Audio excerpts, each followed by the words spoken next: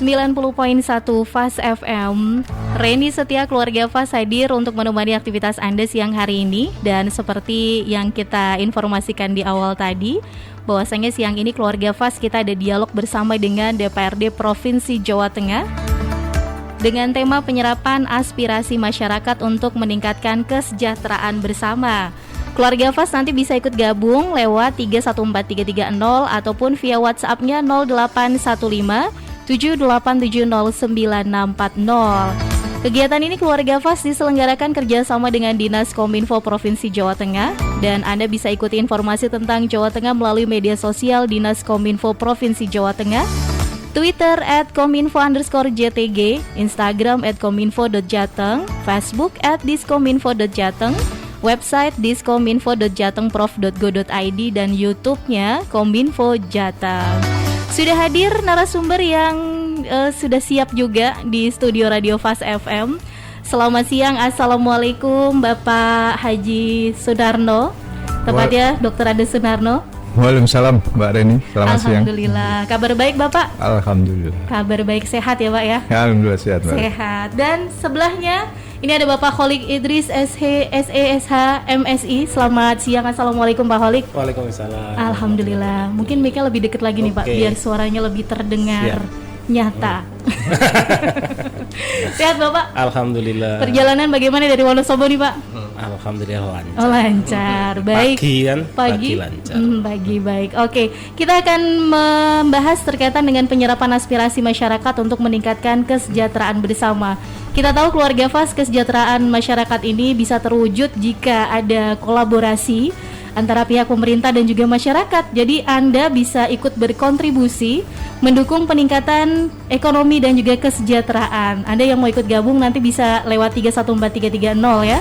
Dan juga via WhatsApp-nya 081578709640. Mungkin ini bisa ke Pak Narno dulu. Bagaimana nih Pak kabar Jawa Tengah siang hari ini? Penyerapan aspirasinya sudah sampai mana nih Pak? Ya Alhamdulillah. Jadi untuk 2022 pada umumnya aspirasi yang melalui teman-teman kita di DPRD Provinsi Jawa Tengah berjalan dengan lancar dan ya katakanlah kalau ada yang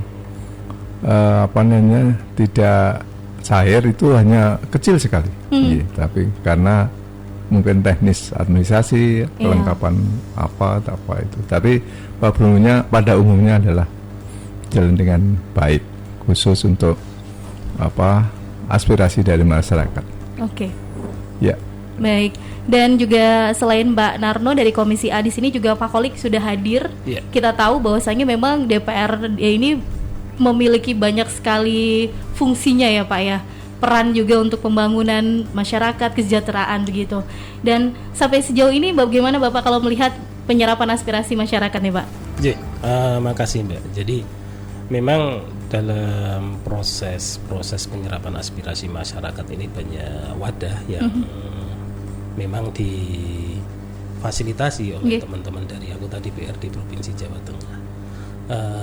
Di samping melalui reses, itu juga kita setiap bulannya ada kunjungan daerah pemilihan, di mana teman-teman anggota DPRD Provinsi Jawa Tengah ini turun ke dapil dan ketemu dengan konstituen, sehingga ada proses interaksi, ada proses komunikasi antara masyarakat dengan kita, sehingga kondisi real yang ada di daerah, kondisi real yang ada di lapangan ini benar-benar bisa kita lihat langsung. Di samping itu memang ada beberapa lembaga-lembaga yang datang ke DPRD Provinsi Jawa Tengah, khususnya kita yang dari Komisi A ini untuk melakukan rapat dengar pendapat. Kita melakukan proses komunikasi di Komisi A, dan kemarin baru kita ketemu dengan para teman-teman guru, para teman-teman pegawai non ASN yang ada di Jawa Tengah, yang ini jumlahnya luar biasa sebenarnya, 28.000 sekian, yang ini tersebar di OPD-OPD. ini ada proses-proses yang kita diskusikan, yang akhirnya kita udah memfasilitasi untuk ke Komisi 2 DPR RI, termasuk kita komunikasikan juga dengan BKN, ya kita memfasilitasi itu. Benar. Artinya bahwa apapun aspirasi dari masyarakat, kita mencoba untuk mengupayakan bagaimana agar ada solusinya, ada jalan keluarnya, sehingga masyarakat benar-benar merasa Tidak sendiri ya Pak. betul. Terus yang kedua juga merasa menikmati manfaat dari punya wakil rakyat yang ada di Gedung Berlian sana. Oke. Ya, karena memang kan peran dari DPRD sendiri ini kan dalam perencanaan pembangunan daerah ini luar biasa ya Pak ya. Gimana kita mau ngadu kemana lagi kalau nggak sama wakil rakyatnya gitu kan Pak? Ya sebenarnya gini, dalam proses perencanaan pembangunan ini kan ada dua sisi. Yang pertama bisa dilakukan melalui proses musyawarah rencana pembangunan yang dimulai dari Musdus, Musrebang Des, Musrebang Kecamatan, Musrebang Kabupaten sampai ke Musrebang Provinsi. Yang ini untuk saat ini sudah berjalan di tingkatan kecamatan. Di tingkatan kecamatan udah jalan. Yang kedua melalui proses-proses yang ada di kami, yang ada di DPRD Provinsi Jawa Tengah. Jadi kita selalu bersinergi dengan OPD yang ada, terutama mitra kerja Komisi A, agar bagaimana pasca pandemi ini kita benar-benar bisa bangkit gitu, baik secara ekonomi maupun secara psikologis gitu. Iya, sinergi itu memang harus diciptakan seromantis mungkin ya Pak ya. Betul. Oke deh. Ini Pak Narno, kalau kita mau lebih jelas lagi, lebih jauh lagi, masyarakat yang kepengen memberikan aspirasinya itu sebenarnya prosedur yang harus dilakukan masyarakat dalam menyampaikan aspirasinya seperti apa sih Pak? Oke, baik Mbak Rini. Jadi seperti tadi sampaikan Pak Kolek tadi ada 2 pintu ya, lewat. Kalau masyarakat ingin menyampaikan aspirasi ada 2 pintu. Pintu pertama dari eksekutif ya, melalui Musrengbang Des, kecamatan, kabupaten, provinsi sampai tingkat nasional. Itu. Kemudian yang kedua dari yang lewat pintu DPRD, melalui kegiatan tadi disampaikan reses itu penyerapan aspirasi masyarakat. Di samping reses kami juga tadi memiliki kegiatan kunjungan daerah pemilihan.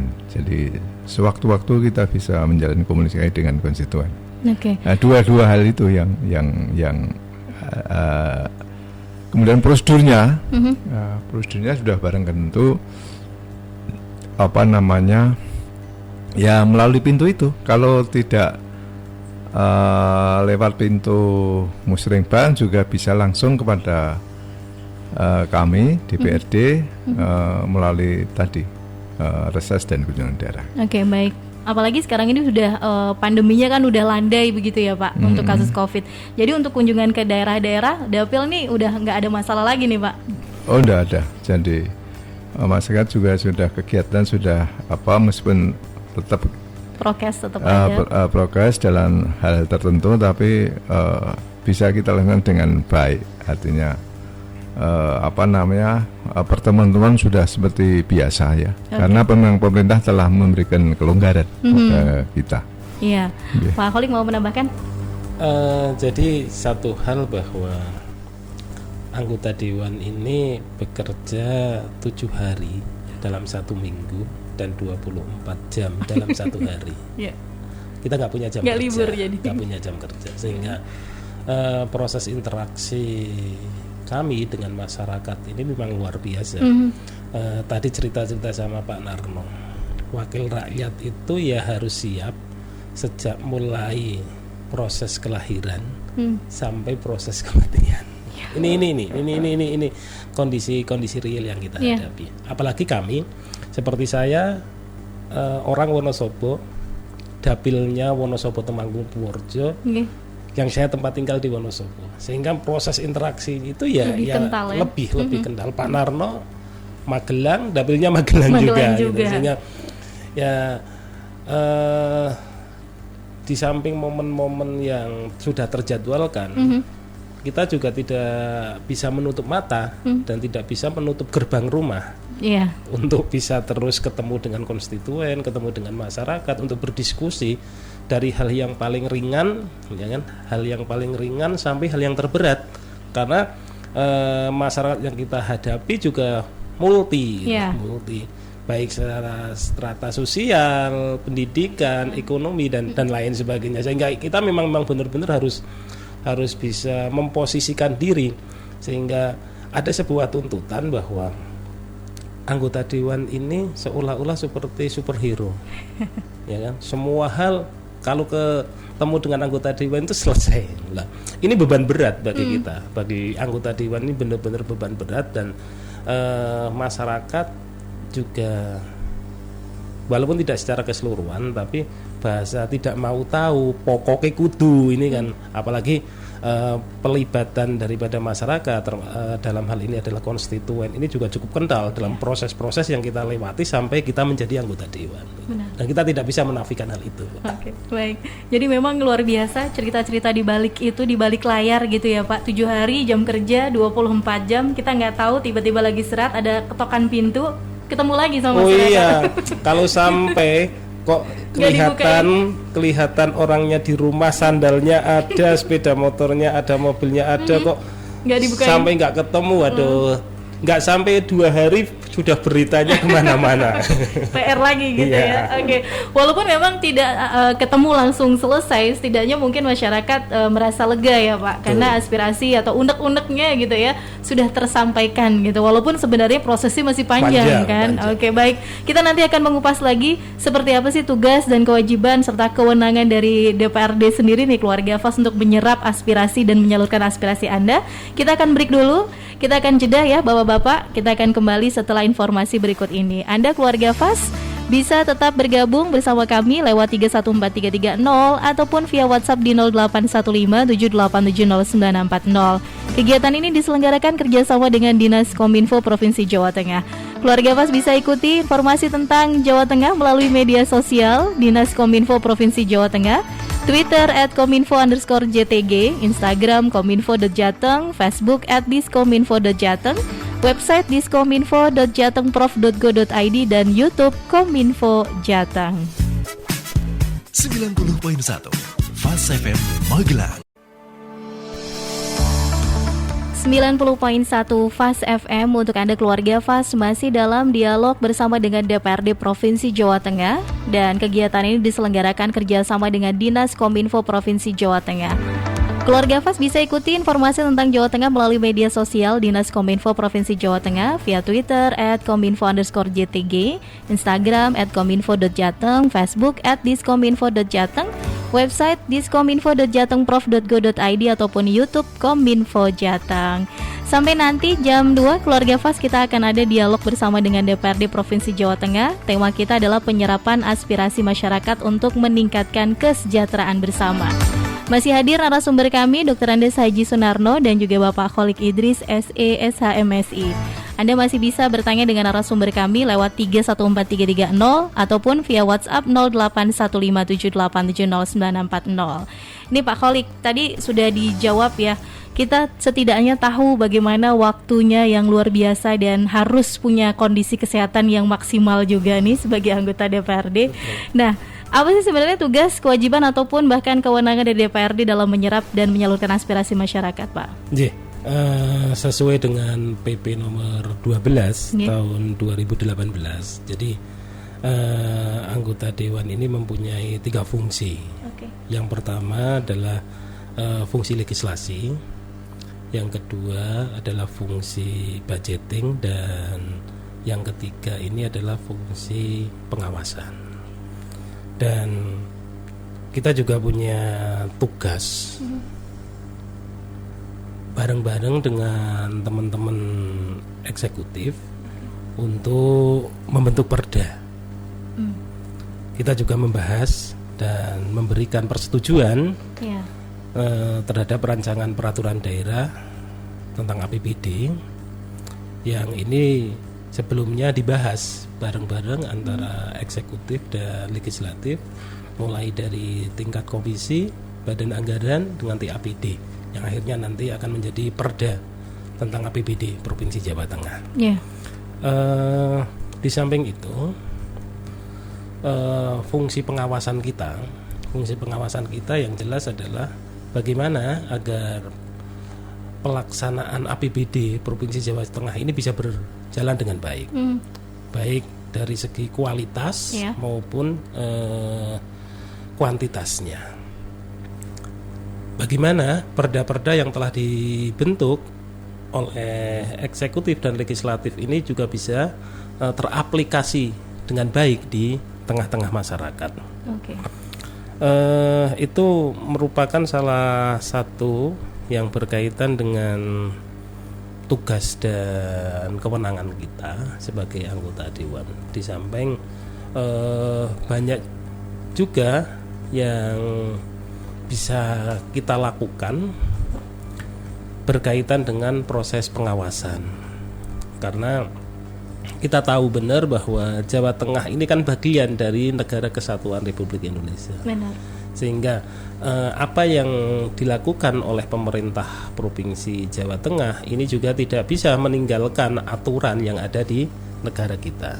Dan kita punya 35 kabupaten kota, yang secara otomatis kita juga perlu bersinergi dengan teman-teman kabupaten kota agar tujuan daripada pembangunan yang ada di Jawa Tengah ini bisa bersinergi dengan baik, program-programnya dengan teman-teman yang ada di kabupaten. Itu, Mbak. Baik. Jadi memang ada fungsi pengawasan juga, bukan hanya memutuskan, menyetujui begitu, ada pengawasan di situ. Dan nggak lepas tangan gitu aja berarti ya, Pak? Pasti. Kita di proses pengawasan ini kita benar-benar menjadi penyeimbang.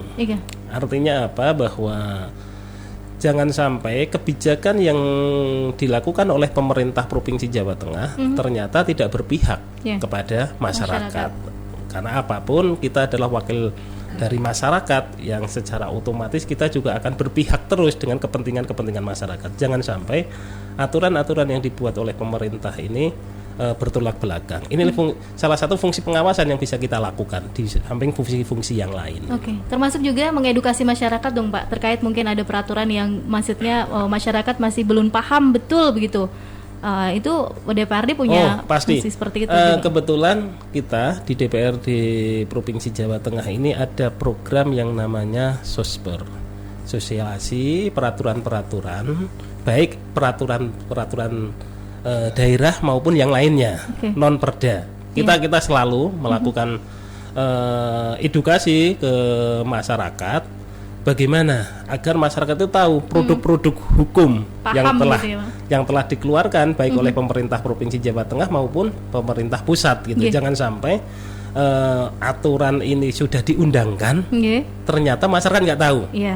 Perda sudah diundangkan, sudah berlaku 2-3 tahun, ternyata masyarakat nggak tahu lah. Ini makanya alhamdulillah mulai tahun kemarin kita ada sosialisasi itu, termasuk bagaimana sistem demokrasi di Indonesia ini, khususnya di Jawa Tengah juga berjalan dengan baik. Sehingga kita ada program yang namanya penguatan demokrasi daerah. Masyarakat kita edukasi terus bagaimana cara berdemokrasi yang baik. Jangan sampai masyarakat ini cuma disuguhkan sesuatu yang tidak ada pilihan, mau tidak mau harus ditelan, mau tidak mau harus diterima. Lah kita di penguatan demokrasi daerah inilah kita mencoba membuat masyarakat semakin paham, membuat masyarakat semakin pintar, dan membuat masyarakat semakin peduli. Peduli, karena kita tahu sekarang ini kan eranya udah luar biasa ya, Pak. Informasi dari mana-mana. Apalagi kita ini kan 4.0 ini kan sebenarnya udah jalan sekian tahun. Tapi kenyataannya masyarakat juga nggak sadar. Padahal kita ini tahun depan kita udah masuk 9.0. Yang Masya Allah 60% lebih nanti semua akan dikuasai oleh internet, dunia siber gitu loh. Semua akan tergantikan itu lah. Bagaimana agar masyarakat ini tidak ketinggalan. Karena kalau masyarakat tidak mau belajar, masyarakat tidak mau beradaptasi untuk mengikuti perkembangan itu, ya secara otomatis dia akan tertinggal. Apalagi nanti kalau berkaitan dengan ekonomi, dengan ekonomi. Oke, baik. Dan itu tadi sudah terjawab begitu ya, fungsinya dan perannya. Tidak akan pernah meninggalkan begitu saja setelah menyerap aspirasi Anda. Termasuk juga pastinya rekan-rekan DPRD mengerti juga untuk efektivitas kegiatan ini kan harus mengerti faktor pendukung dan penghambatnya ya Pak Narno. Kalau saat ini menurut Pak Narno sendiri yang menjadi penghambat untuk penyerapan aspirasi masyarakat seperti apa Pak? Ya, baik Mbak Reni. Jadi yang pertama adalah kurang pahamnya masyarakat tentang reses ya. Ya, jadi dikira belum paham apa itu reses itu. Jadi reses itu kan suatu forum untuk menyerap aspirasi. Karena kurangnya pemahaman ya kita dari DPRD untuk meneruskan reses ini sampai ke pedesaan. Dengan kurang pemahaman, jadi semuanya itu diusulkan.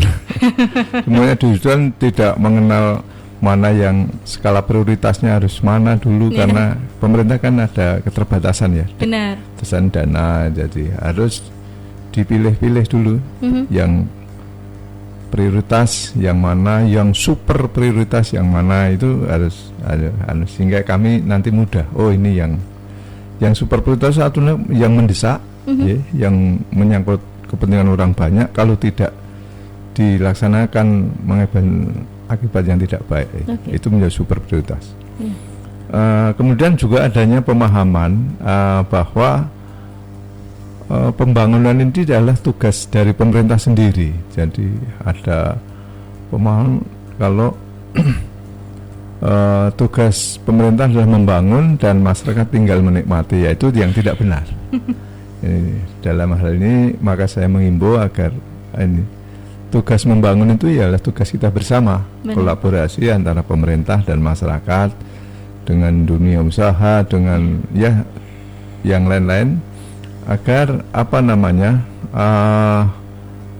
kalau sudah ikut ambil bagian di situ, bahwa pembangunan adalah juga tugas dari masyarakat, maka setelah pembangunan selesai itu juga ada rasa ikut memiliki, sehingga perawatan apa yang dibangun itu juga menjadi bagian dari kewajiban mereka, sehingga ini akan memberi manfaat yang luas terhadap masyarakat.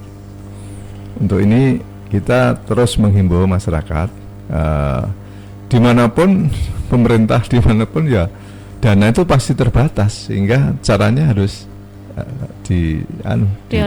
prioritas mana yang perlu Dan yang ketiga, hambatannya juga ini daerah-daerah perbatasan dan daerah terpencil. Ini juga menjadi hambatan kita. Ada yang daerah, kalau daerah perbatasan itu artinya ini ikut siapa sehingga terbengkalai, tidak ada yang menangani. Kemudian juga apalagi kalau daerah perbatasan antar provinsi itu aturannya beda-beda, sehingga menjadikan kalau di sana kok begini, kalau di sini padahal salahnya ya harus ada kerjasama, koordinasi antara daerah satu dengan yang lain.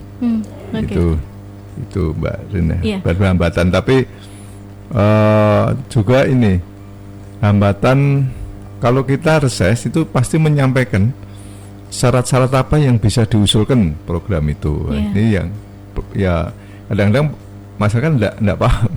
Umpamanya asal usul ini pasti nanti kalau bisa dicairkan ya, padahal ada syaratnya. Seperti contoh umpamanya kalau pengusaha UMKM untuk bisa kita membantu permodalan, ya mereka harus punya badan hukum.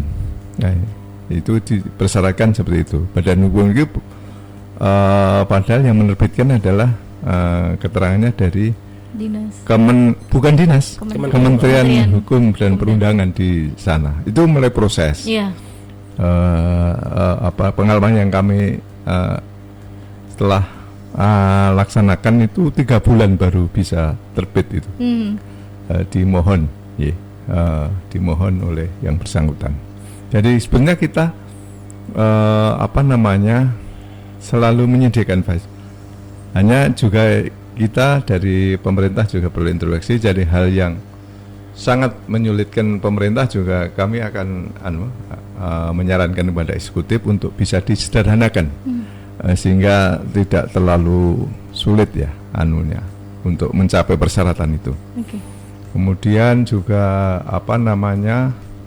kadang-kadang juga ini ketika program itu sudah disetujui gubernur, artinya sudah pasti akan direalisasi, tiba-tiba ada perubahan lokasi itu oleh kepala desa umpamanya, itu ya tidak boleh. Kalau sudah ada kan usulan proposal itu juga diketahui kepala desa, itu tidak boleh dipindah-pindah. Nah, nanti bisa menekan kecemburuan, yang usul tidak dapat malah yang tidak usul tidak dapat. Dan kadang-kadang itu juga jadi permasalahan di lapangan. Untuk ini hendaknya, karena sebelum menjadi keputusan gubernur itu kita sudah mengirim surat dari provinsi ya, dalam ini eksekutif, untuk dicek dulu dari dinas. Dicek dulu apa benar ini lokasinya sudah di sini. Nanti dijawab benar Pak, baru diterbitkan. Jadi melalui proses itu jadi tidak semudah untuk mengalihkan lokasi, kecuali itu ada hal yang khusus. Contohnya, umpamanya pada awal perencanaan jalan itu katakanlah diusulkan, tapi pada proses perencanaan tiba-tiba ada program dari pusat masuk di situ, umpamanya jalan tol. Kemudian jalan itu kalau dibangun tidak ada manfaatnya, ya harus dialihkan. Tapi dengan catatan harus dimusyawarahkan dengan stakeholder yang berkepentingan di situ, dengan membuat suatu berita acara. Jadi hal kecil-kecil itu menemukan kadang-kadang hambatan dalam pelaksanaan penyerapan aspirasi. Ya, baik. Poinnya adalah lagi-lagi pemahaman ya Pak Holik. Dan ini edukasi ke masyarakat lagi. Betul. Nggak semuanya apa-apa harus diusulkan gitu kan. Biasanya mumpung ketemu nih sama wakil rakyat gitu. Benar. Jadi betul apa yang disampaikan Pak Marno. Jadi di saat kita sedang mengadakan reses atau kunjungan dapil, itu benar-benar merupakan sebuah kesempatan yang luar biasa bagi masyarakat. Dimanfaatkan juga ya. Yang akhirnya mungkin setelah sekian lama memendam itu, ketemu dengan dewan, hanya diluapkan semuanya itu loh, luapkan semuanya. Padahal pemerintah Provinsi Jawa Tengah tahun 2023 ini prioritasnya adalah pemulihan ekonomi pasca pandemi gitu. Tetapi masyarakat di saat ketemu dengan kita mengusulkan itu ya pokoknya kudu gitu kan. Seperti di awal saya sampaikan bahwa masyarakat menganggap bahwa anggota dewan ini serba bisa.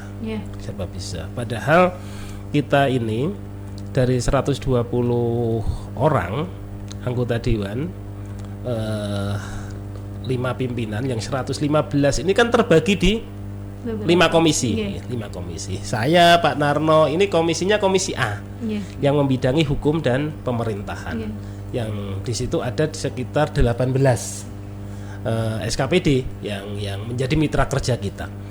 Tetapi karena yang berhubungan dengan masyarakat itu kan kebanyakan yang kesra nih, kesejahteraan sosial, takon kaitan masalah masjid, mushola dan lain sebagainya, tempat pendidikan, tempat pendidikan keagamaan, termasuk tempat peribadatan dan lain sebagainya. Secara spesifik itu adalah mitra kerja komisi E. Tetapi ya nggak peduli gitu. Nggak peduli. Termasuk peternakan dan lain sebagainya, yang sebenarnya itu adalah teman-teman yang ada di komisi B, tapi kalau ketemu, jadi anggota dewan ini dianggap serba bisa, sama aja gitu ya. Sehingga tapi ini juga memotivasi kita untuk belajar. Artinya apa? Bahwa ternyata tuntutan masyarakat terhadap anggota dewan seperti ini. Maka kita nggak boleh stuck di sini aja. Maka kita harus belajar. Oh, Kita nggak bisa spesifik di komisi A saja, tapi kita harus belajar komisi B seperti apa, C dan lain sebagainya.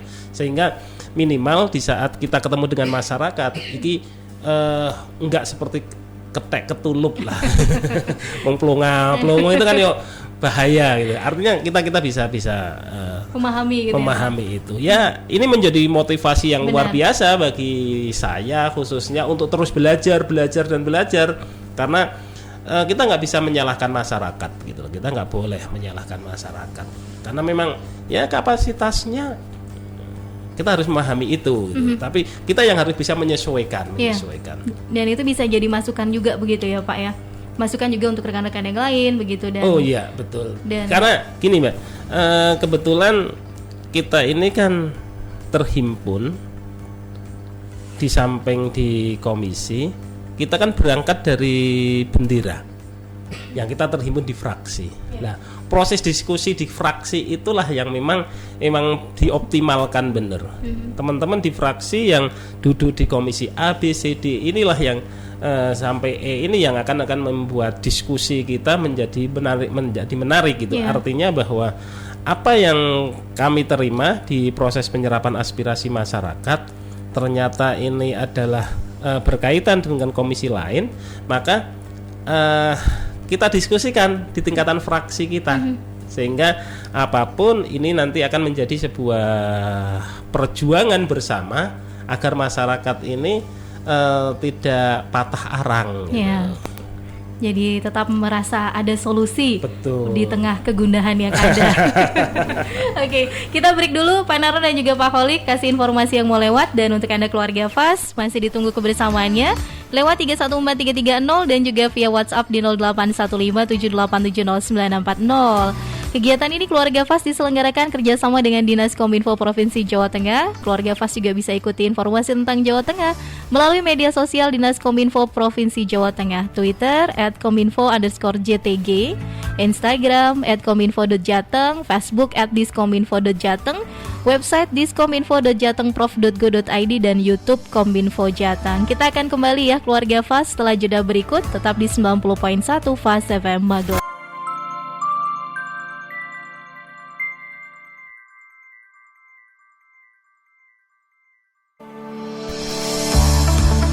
90.1 FAS FM untuk Anda keluarga FAS masih dalam dialog bersama dengan DPRD Provinsi Jawa Tengah dan kegiatan ini diselenggarakan kerjasama dengan Dinas Kominfo Provinsi Jawa Tengah. Keluarga FAS bisa ikuti informasi tentang Jawa Tengah melalui media sosial Dinas Kominfo Provinsi Jawa Tengah via Twitter @kominfo_jtg, Instagram @kominfo.jateng, Facebook @diskominfo.jateng, website diskominfo.jatengprof.go.id ataupun YouTube Kominfo Jateng. Sampai nanti jam 2 Keluarga FAS kita akan ada dialog bersama dengan DPRD Provinsi Jawa Tengah. Tema kita adalah penyerapan aspirasi masyarakat untuk meningkatkan kesejahteraan bersama. Masih hadir narasumber kami Dr. Andes Haji Sunarno dan juga Bapak Kholik Idris SE SHMSI. Anda masih bisa bertanya dengan narasumber kami lewat 314330 ataupun via WhatsApp 081578709640. Ini Pak Kholik, tadi sudah dijawab ya. Kita setidaknya tahu bagaimana waktunya yang luar biasa dan harus punya kondisi kesehatan yang maksimal juga nih sebagai anggota DPRD. Nah, apa sih sebenarnya tugas, kewajiban ataupun bahkan kewenangan dari DPRD dalam menyerap dan menyalurkan aspirasi masyarakat, Pak?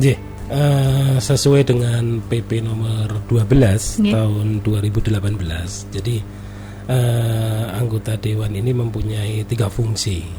Yang pertama adalah fungsi legislasi, yang kedua adalah fungsi budgeting, dan yang ketiga ini adalah fungsi pengawasan.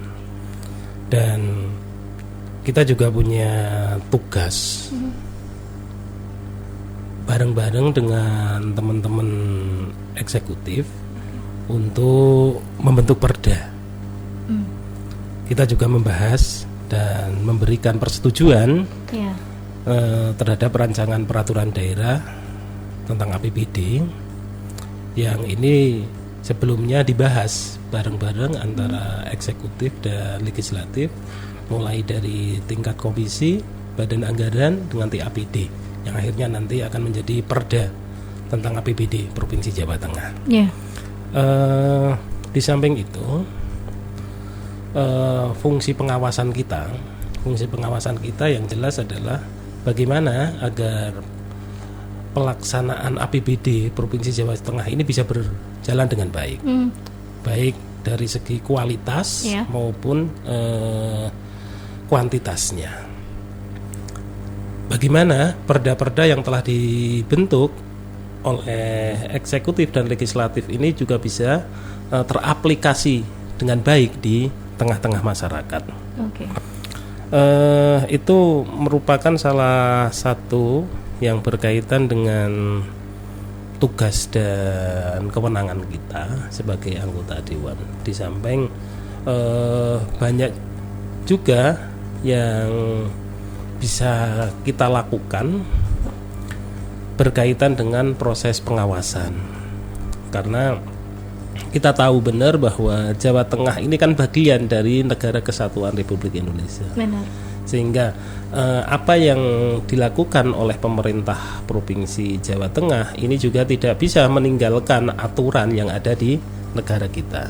Dan kita punya 35 kabupaten kota yang secara otomatis kita juga perlu bersinergi dengan teman-teman kabupaten kota agar tujuan daripada pembangunan yang ada di Jawa Tengah ini bisa bersinergi dengan baik program-programnya dengan teman-teman yang ada di kabupaten.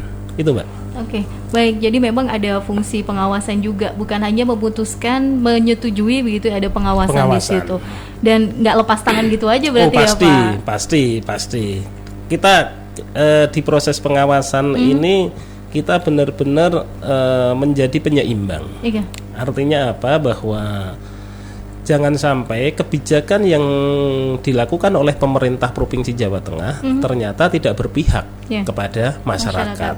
Karena apapun kita adalah wakil dari masyarakat yang secara otomatis kita juga akan berpihak terus dengan kepentingan-kepentingan masyarakat. Jangan sampai aturan-aturan yang dibuat oleh pemerintah ini bertolak belakang. Ini salah satu fungsi pengawasan yang bisa kita lakukan di samping fungsi-fungsi yang lain. Oke, termasuk juga mengedukasi masyarakat dong, Pak, terkait mungkin ada peraturan yang maksudnya masyarakat masih belum paham betul begitu.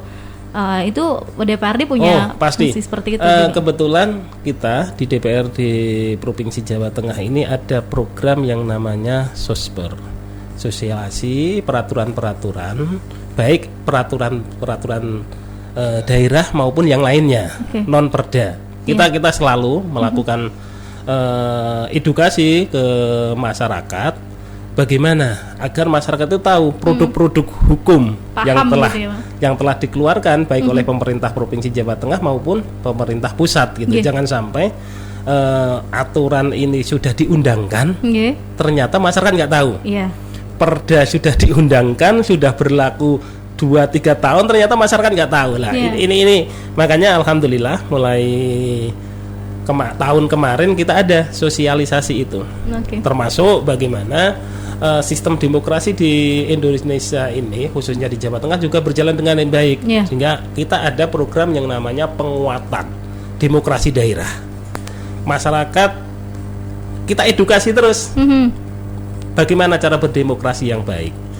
Jangan sampai masyarakat ini cuma disuguhkan sesuatu yang tidak ada pilihan, mau tidak mau harus ditelan, mau tidak mau harus diterima. Lah kita di penguatan demokrasi daerah inilah kita mencoba membuat masyarakat semakin paham, membuat masyarakat semakin pintar, dan membuat masyarakat semakin peduli.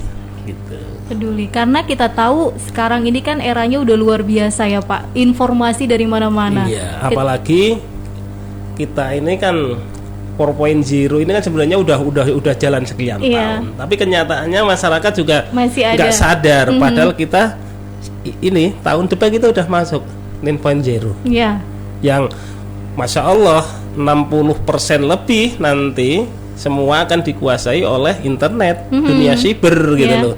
Semua akan ketergantikan itu lah. Bagaimana agar masyarakat ini tidak ketinggalan? Karena kalau masyarakat tidak mau belajar, masyarakat tidak mau beradaptasi untuk mengikuti perkembangan itu, ya secara otomatis dia akan tertinggal. Apalagi nanti kalau berkaitan dengan ekonomi, gitu, dengan ekonomi. Oke, baik. Dan itu tadi sudah terjawab begitu ya, fungsinya dan perannya. Tidak akan pernah meninggalkan begitu saja setelah menyerap aspirasi Anda. Termasuk juga pastinya rekan-rekan DPRD mengerti juga untuk efektivitas kegiatan ini kan harus mengerti faktor pendukung dan penghambatnya ya Pak Narno. Kalau saat ini menurut Pak Narno sendiri yang menjadi penghambat untuk penyerapan aspirasi masyarakat seperti apa Pak? Ya, baik Mbak Reni. Jadi yang pertama adalah kurang pahamnya masyarakat tentang reses ya. Ya, jadi dikira belum paham apa itu reses itu. Jadi reses itu kan suatu forum untuk menyerap aspirasi. Karena kurangnya pemahaman ya kita dari DPRD untuk meneruskan reses ini sampai ke pedesaan. Oke. Dengan kurang pemahaman, jadi semuanya itu diusulkan. Semuanya diusulkan, tidak mengenal mana yang skala prioritasnya harus mana dulu, karena pemerintah kan ada keterbatasan ya. Benar. Keterbatasan dana, jadi harus dipilih-pilih dulu yang prioritas yang mana, yang super prioritas yang mana, itu harus sehingga kami nanti mudah. Oh, ini yang super prioritas satunya yang mendesak. Yang menyangkut kepentingan orang banyak, kalau tidak dilaksanakan mengakibatkan akibat yang tidak baik. Itu menjadi super prioritas. Kemudian juga adanya pemahaman bahwa pembangunan ini adalah tugas dari pemerintah sendiri. Jadi ada pemahaman kalau tugas pemerintah adalah membangun dan masyarakat tinggal menikmati, yaitu yang tidak benar.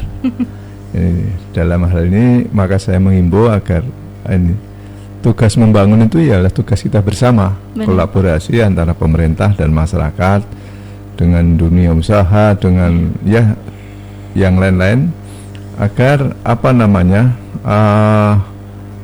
kalau sudah ikut ambil bagian di situ, bahwa pembangunan adalah juga tugas dari masyarakat, maka setelah pembangunan selesai itu juga ada rasa ikut memiliki, sehingga perawatan apa yang dibangun itu juga menjadi bagian dari kewajiban mereka, sehingga ini akan memberi manfaat yang luas terhadap masyarakat. Untuk ini kita terus menghimbau masyarakat, dimanapun pemerintah, dimanapun ya dana itu pasti terbatas, sehingga caranya harus prioritas mana yang perlu di. Nah, yang ketiga hambatannya juga ini daerah-daerah perbatasan dan daerah terpencil. Ini juga menjadi hambatan kita. Ada yang daerah, kalau daerah perbatasan itu artinya ini ikut siapa sehingga terbengkalai, tidak ada yang menangani. Kemudian juga apalagi kalau daerah perbatasan antar provinsi itu aturannya beda-beda. Sehingga menjadikan kalau di sana kok begini, kalau di sini, padahal caranya ya harus ada kerjasama, koordinasi antara daerah satu dengan yang lain.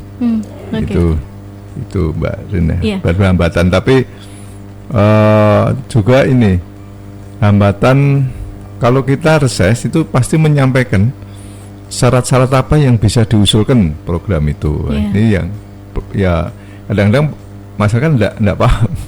Umpamanya asal usul ini pasti nanti kalau bisa dicairkan ya, padahal ada syaratnya. Seperti contoh umpamanya kalau pengusaha UMKM untuk bisa kita membantu permodalan, ya mereka harus punya badan hukum.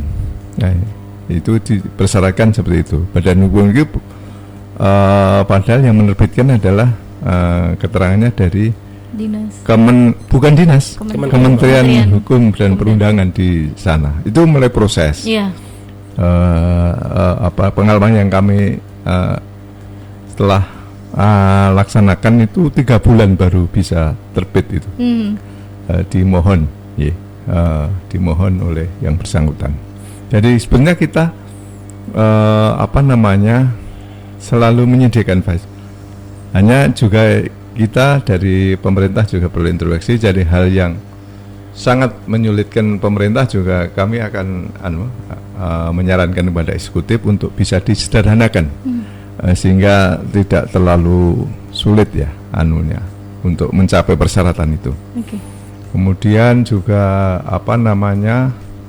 kadang-kadang juga ini ketika umpamanya program itu sudah disetujui gubernur, artinya sudah pasti akan direalisasi, tiba-tiba ada perubahan lokasi itu oleh kepala desa umpamanya.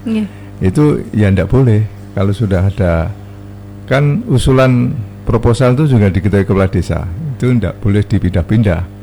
Nah, nanti bisa menekan kecemburuan. Yang usul tidak dapat, malah yang tidak usul tidak dapat. Dan kadang-kadang itu juga jadi permasalahan di lapangan. Untuk ini hendaknya, karena sebelum menjadi keputusan gubernur itu kita sudah mengirim surat dari provinsi ya, dalam ini eksekutif, untuk dicek dulu dari dinas. Dicek dulu apa benar ini lokasinya sudah di sini. Nanti dijawab benar Pak, baru diterbitkan. Jadi melalui proses itu tadi tidak semudah untuk mengalihkan lokasi, kecuali itu ada hal yang khusus. Contohnya, umpamanya pada awal perencanaan jalan itu katakanlah diusulkan, tapi pada proses perencanaan tiba-tiba ada program dari pusat masuk di situ, umpamanya jalan tol. Kemudian jalan itu kalau dibangun tidak ada manfaatnya, ya harus dialihkan. Tapi dengan catatan harus dimusyawarahkan dengan stakeholder yang berkepentingan di situ, dengan membuat suatu berita acara. Jadi hal-hal kecil-kecil itu merupakan kadang-kadang hambatan dalam pelaksanaan penyerapan aspirasi. Ya, baik. Poinnya adalah lagi-lagi pemahaman ya Pak Kholik. Dan ini edukasi ke masyarakat lagi. Betul. Nggak semuanya apa-apa harus diusulkan gitu kan. Biasanya mumpung ketemu nih sama wakil rakyat gitu. Benar. Jadi betul apa yang disampaikan Pak Marno. Jadi di saat kita sedang mengadakan reses atau kunjungan dapil, itu benar-benar merupakan sebuah kesempatan yang luar biasa bagi masyarakat. Dimanfaatkan juga ya. Yang akhirnya mungkin setelah sekian lama memendam itu, ketemu dengan dewan, hanya diluapkan semuanya itu loh, luapkan semuanya. Padahal pemerintah Provinsi Jawa Tengah tahun 2023 ini prioritasnya adalah pemulihan ekonomi pasca pandemi gitu. Tetapi masyarakat di saat ketemu dengan kita mengusulkan itu ya pokoknya kudu gitu kan. Seperti di awal saya sampaikan bahwa masyarakat menganggap bahwa anggota dewan ini serba bisa. Serba bisa. Padahal kita ini dari 120 orang anggota dewan, 5 pimpinan, yang 115 ini kan terbagi di 5 komisi. 5 komisi. Saya Pak Narno ini komisinya komisi A, yang membidangi hukum dan pemerintahan. Yang di situ ada sekitar 18 SKPD yang menjadi mitra kerja kita. Tetapi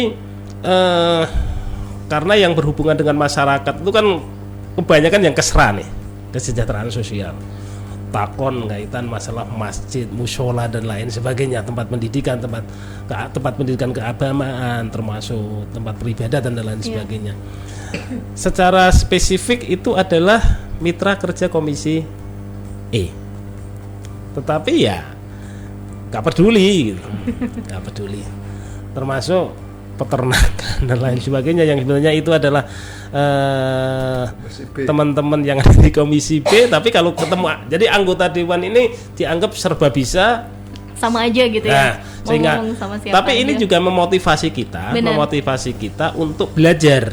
Artinya apa? Bahwa ternyata tuntutan masyarakat terhadap anggota dewan seperti ini. Maka kita nggak boleh stuck di sini aja. Maka kita harus belajar. Kita nggak bisa spesifik di komisi A saja, tapi kita harus belajar komisi B seperti apa, C dan lain sebagainya. Sehingga minimal di saat kita ketemu dengan masyarakat, ini nggak seperti ketek ketulup lah, plongo itu kan bahaya gitu. Artinya kita bisa Memahami gitu. memahami itu. Ya, ini menjadi motivasi yang luar biasa bagi saya khususnya untuk terus belajar karena kita nggak bisa menyalahkan masyarakat gitu. Kita nggak boleh menyalahkan masyarakat karena memang ya kapasitasnya kita harus memahami itu gitu. Tapi kita yang harus bisa menyesuaikan. Dan itu bisa jadi masukan juga begitu ya Pak ya. Masukan juga untuk rekan-rekan yang lain begitu dan. Oh iya betul. Karena gini Mbak, kebetulan kita ini kan terhimpun di samping di komisi, kita kan berangkat dari bendera yang kita terhimpun di fraksi. Nah, proses diskusi di fraksi itulah yang memang dioptimalkan benar. Teman-teman di fraksi yang duduk di komisi A, B, C, D inilah yang sampai E ini yang akan membuat diskusi kita menjadi menarik gitu. Artinya bahwa apa yang kami terima di proses penyerapan aspirasi masyarakat ternyata ini adalah berkaitan dengan komisi lain, maka kita diskusikan di tingkatan fraksi kita sehingga apapun ini nanti akan menjadi sebuah perjuangan bersama agar masyarakat ini tidak patah arang gitu. Jadi tetap merasa ada solusi. Betul. Di tengah kegundahan yang ada. Oke, kita break dulu Pak Naro dan juga Pak Holik kasih informasi yang mau lewat, dan untuk Anda keluarga FAS masih ditunggu kebersamaannya lewat 314330 dan juga via WhatsApp di 081578709640. Kegiatan ini Keluarga FAS diselenggarakan kerjasama dengan Dinas Kominfo Provinsi Jawa Tengah. Keluarga FAS juga bisa ikuti informasi tentang Jawa Tengah melalui media sosial Dinas Kominfo Provinsi Jawa Tengah, Twitter @kominfo_jtg, Instagram @kominfo.jateng, Facebook @diskominfo.jateng, website diskominfo.jatengprof.go.id, dan YouTube Kominfo Jateng. Kita akan kembali ya Keluarga FAS setelah jeda berikut, tetap di 90.1 FAS FM Magelang.